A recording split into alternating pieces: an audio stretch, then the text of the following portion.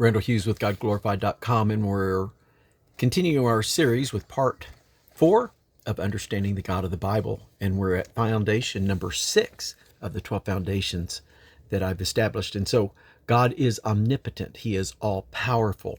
There's multiple passages that speak of this, from Genesis 18 and 14, where, and this is from the Web Bible, "Is anything too hard for Yahweh? At the set time I will return to you when the season comes round, and Sarah will have a son." And so that was, of course, something seemed impossible. Sarah, 90 years old, Abraham, 100, when the child was born. And so seems impossible. There's Jesus, born, of course, of a virgin birth. Is anything too hard for God? Or nothing shall be impossible, which means all things are possible. And so there's nothing too difficult for our God. And so he's omnipotent. God is immutable. He's unchanging.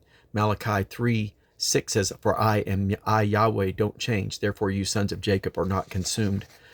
Hebrews chapter 13 verse 8 says Jesus Christ the same yesterday, today, and forever.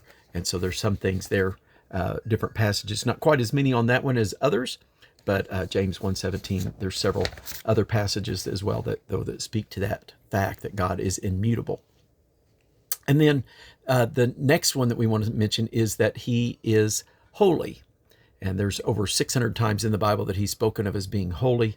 Multiple passages, including Isaiah 6:3, where the angels are crying, "Holy, holy, holy," is Yahweh of armies, or angel armies, however you want to translate Sabaoth. The whole earth is full of his glory, Isaiah 6:3. And of course, we know that the angels are proclaiming the same thing in Revelation chapter 4. And so he is holy. And then next, we'd like to mention the fact that he is invisible. And this is a very critical fact that sometimes we lose track of when we get into the New Testament and we start talking about the incarnation. And so I believe this is something critical and a point that we will be coming back to. Point number 9, foundation number 9, that God is invisible.